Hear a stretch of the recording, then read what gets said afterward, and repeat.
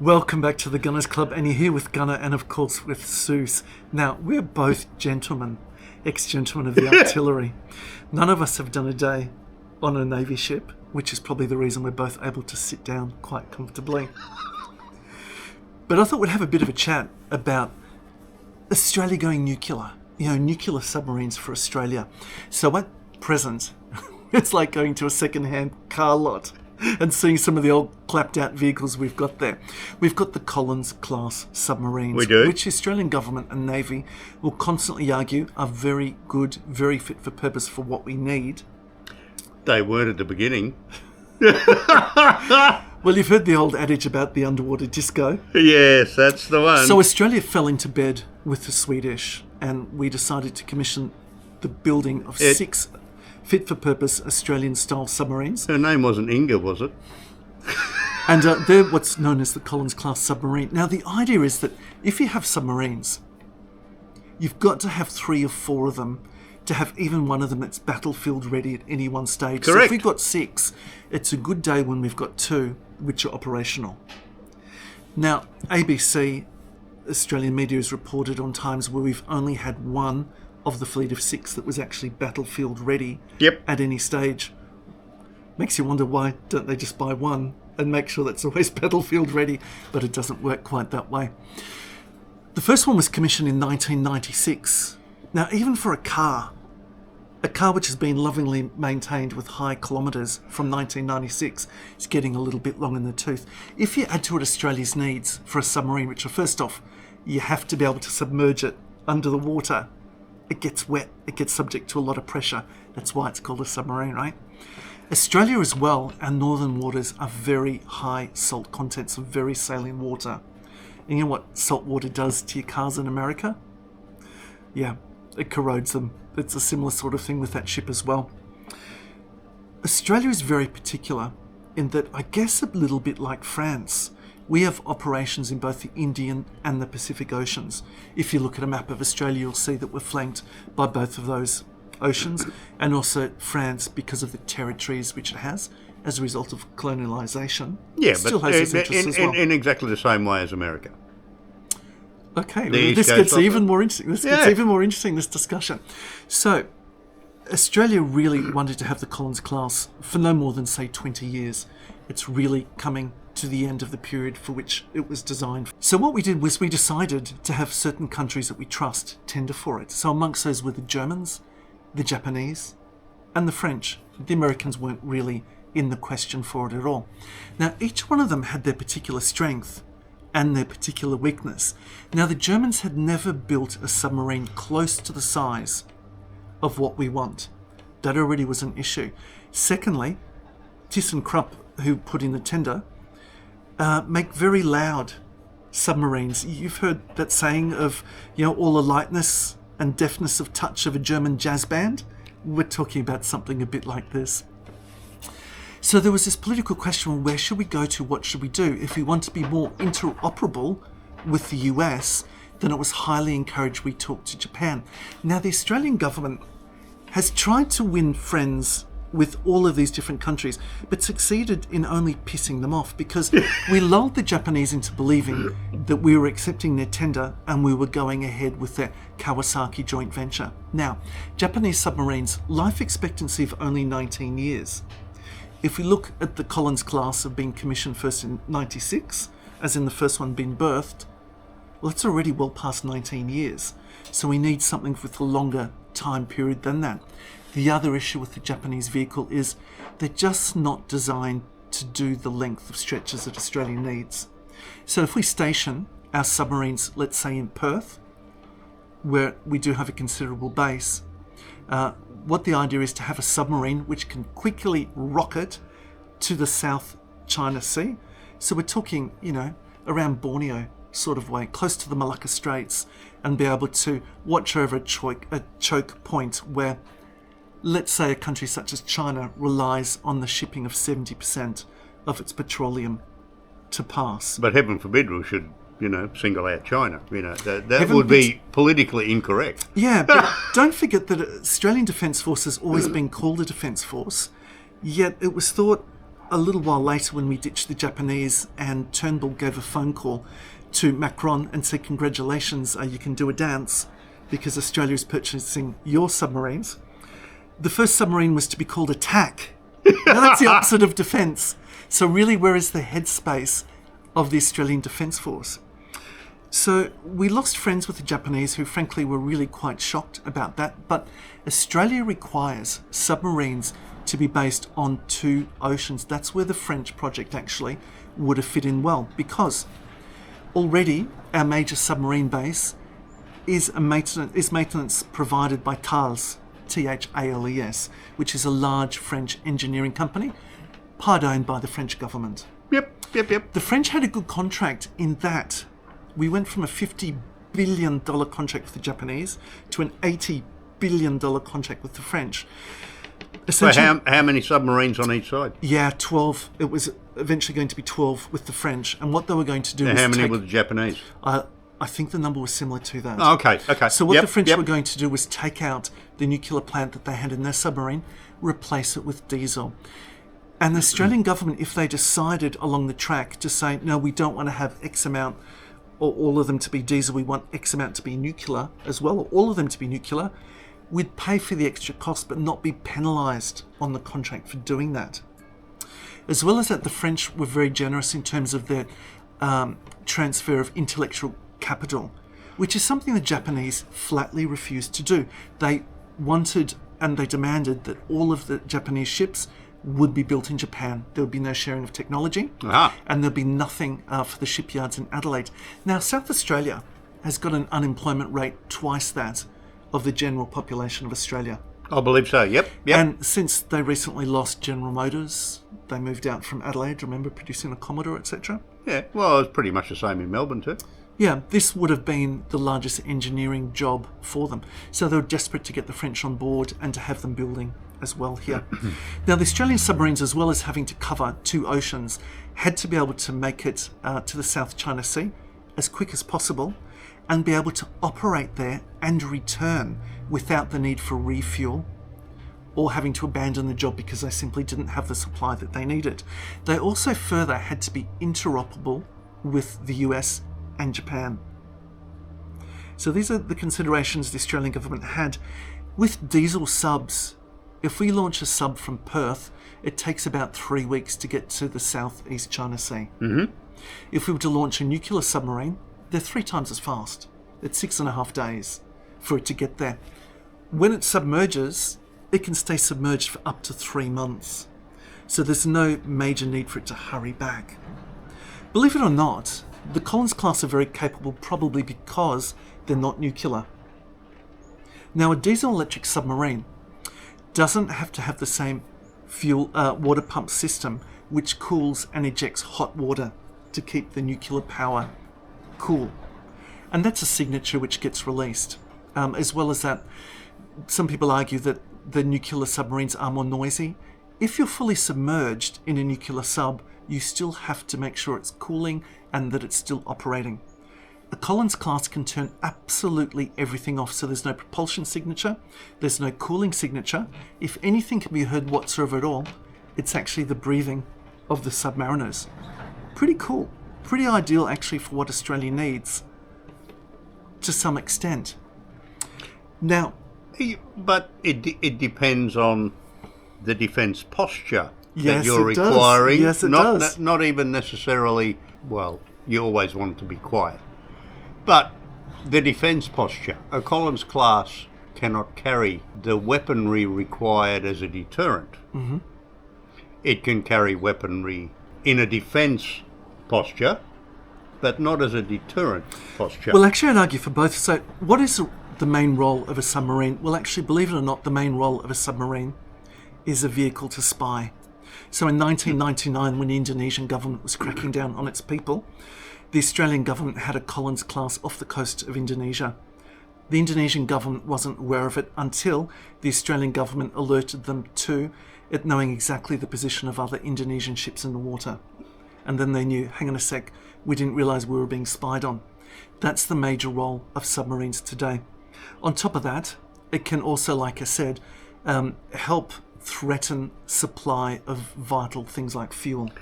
We spoke about, fuel coming through the Straits of Malacca. But you see, submarines, like, for example, the American nuclear submarines, I mean, yeah, they have variations on a theme there.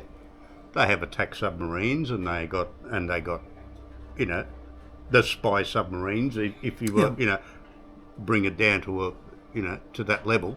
But they also project power along the similar line of an aircraft carrier, because you don't know they're there, and yet they can give you a serious nosebleed. Yeah, simply because you don't know they're there, and they're carrying... With the nuclear submarine, you've got a lot more chance of knowing, in fact, that they are there. Ooh. In terms of projecting power, there's two different concepts there. One is actually being able to hold ground. For that, you do need to have an overwhelming force. The other one is to deny the other navy of control of ground. Yes. Which is really the policy Australia's had. We don't need as many submarines to deny our enemies from actually controlling a certain water. That's right. Because of the fact that, well, we're there somewhere thereabouts. Yeah. The other thing you said was really correct, Seuss, regarding how much armaments you can carry. So let's move on to the idea of Australia now acquiring US Virginia-class submarines, and I'll talk about that in a sec. Effectively, what it will mean is that Australia can arm 3 times as many armaments on each one of those as what we could with the Collins class. Yes. Not only that, but we've got vertical projectors. What that means is that we're not just hitting other bodies in the water, we could actually theoretically hit cities. Yes. As well. Yep. Any objects on land. Yeah. So with the French program, we were supposed to have received our first joint-built submarine. And, it would have been partly built in Adelaide with the nuclear works done in France, and then partly built in Adelaide and welded together. We expected our first one in around 2032. And then we could have decided how we'd make it work. Did we want a mix of some of it to be nuclear, or all of it, in fact, to be diesel, or maybe a suck it and see approach? Bear in mind, this is a very short runtime. Like I said, the first Collins class berthed in 96. If we got one of them in 2032, we're doing actually pretty much all right. The stars all have to align. Yep. In fact, what we decided to do, and this is something which the Morrison government was heavily involved in, they spoke to the US and they said, look, the French contract's not going to plan. It's costly, it's overrunning costs, it's overrunning time. None of this actually was materialistically correct. This is the rouse which our government was saying to make sure the US was on board with us entering into their nuclear ship capability.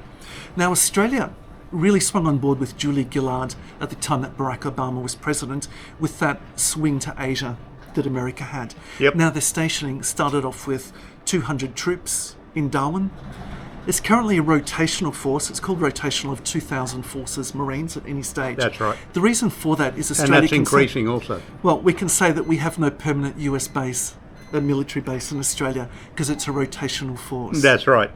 But that swing has also meant that our base in Stirling, WA, has been significantly upgraded, so we can receive nuclear ships. Now, people say, look, Australia's never received nuclear-powered submarines from America, and secondly, we've never received at our ports nuclear-armed submarines that were armed at the time. It's patently untrue. In the 60s, we received both of that in one ship, the Halibut. Yeah. So that's just not true. The plan is that we receive in around 2032 the first of 3 leased Virginia-class ships, second-hand ships from the US, with an option to acquire another 2 of those.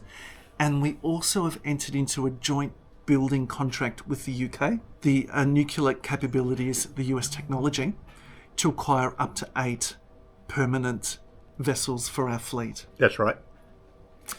It's a good thing, I think. It's a good thing. Well, I'll tell you why I think it's maybe not such a good thing. Instead of the initial $50 billion for the Japanese fleet, or the $80 billion for the French, we're now looking at $384 billion. Now that is an astonishing amount of money. it's almost hard to fathom.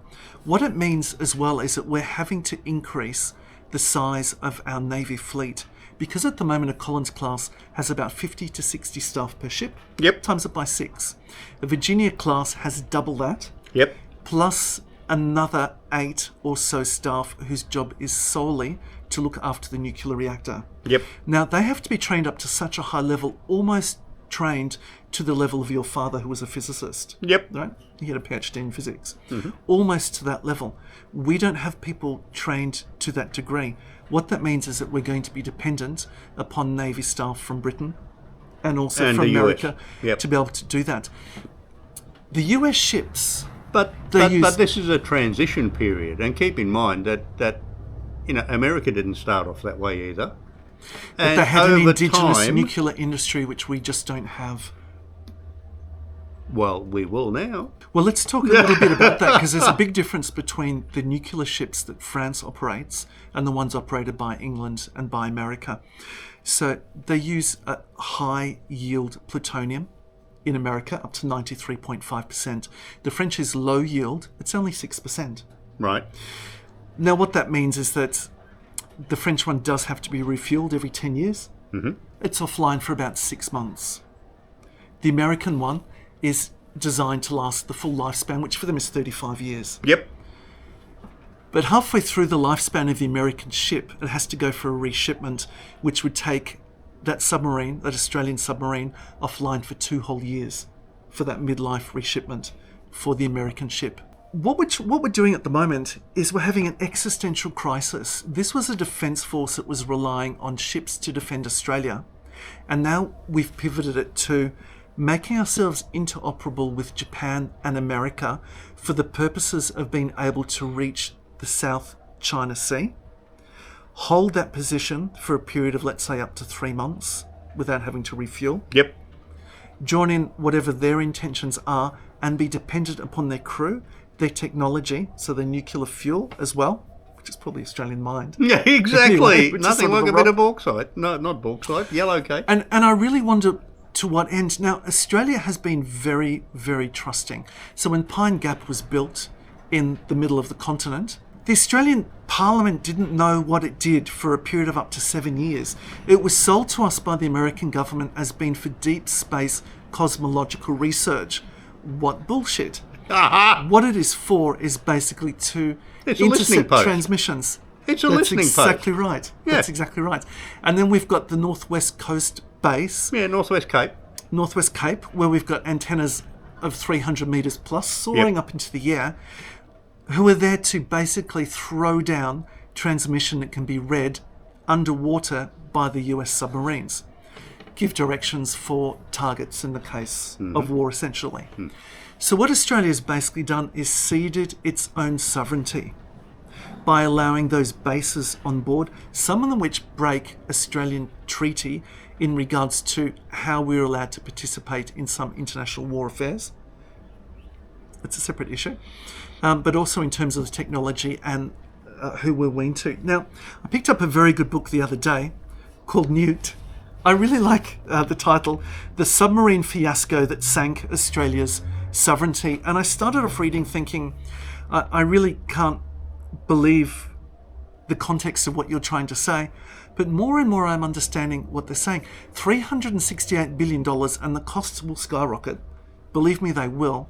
Is that anything similar, akin to the rail project here in Victoria, by any chance? Well, the rail project doesn't affect our sovereignty. No, it doesn't, but that was like 50 million, which is now over 200 billion. You know?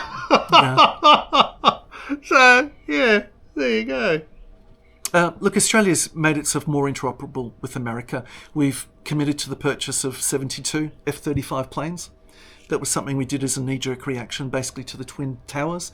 I think most Australians would say that it probably wasn't the best choice of planes that we could have bought. And now that we've got the Marines in the Northern Territory as well, like it or not, that's the direction that Australia's going in. Prime Minister Albanese and Prime Minister Sunak. And it's my honor to welcome you both to the United States as we take the next critical step in advancing the Australia-US-UK partnership, AUKUS. It's an unusual name, AUKUS. but it's a powerful entity. You know, when our countries first announced AUKUS 18 months ago, I'm not at all sure that anyone believed that how much progress we'd be able to make together and how quickly we'd accomplish it. And I want to thank the members of all of our teams who helped bring us to this pivotal moment sitting in front of us. Thank you all very much. Secretary. Governments only last for a short period of time, and Australia's wet the bed with every other international leader that we fall into bed with. I have a feeling that this whole well, not so much but worrying about losing our sovereignty to America, we weren't all that worried about it in World War II when we asked America. Let's face it, we'd be speaking Japanese now. Yeah, I mean, my father still has Japanese Australian yen, which was designed for after the occupation of Australia, once Singapore had fallen. You know, we have this thing in the West where we have an inclination that everything US is bad. We have been leading, very luckily, leading a lifestyle that we have been living for the last 60, 70 years since the end of World War II, and we've only got to be thankful to the US for that. That still doesn't stop people denying the sovereignty of their own country. I agree that America, by the strength of its navy, allowing commerce and safety on the seas for the world, is the reason why we've got the developed world that we have today. There's no two ways about that. I think I'll just finish by saying that because of Australia has such a low population, and we're in the middle of Asia, the region with the most populous countries on Earth, we cannot project strength with the numbers of troops that we have. We can only do it in terms of our navy. True, and with top-notch technology. And despite everything that everyone touts, US technology, US war technology, I believe, surpasses pretty much everyone out there. Well, it certainly surpassed Russia's. Thanks for joining us. Go back and have a look at our library. There's sure to be an adventure you'll enjoy. At least one. Give us a like and a subscribe. We'll catch you on the next one.